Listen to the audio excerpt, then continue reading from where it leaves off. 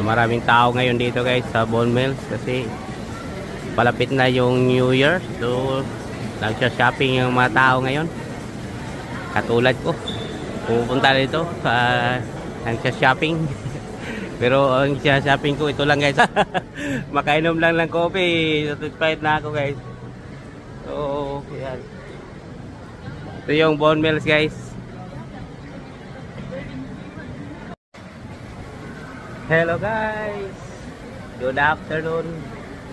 So may share lang ko konti sa inyo dito sa paborito kong mall.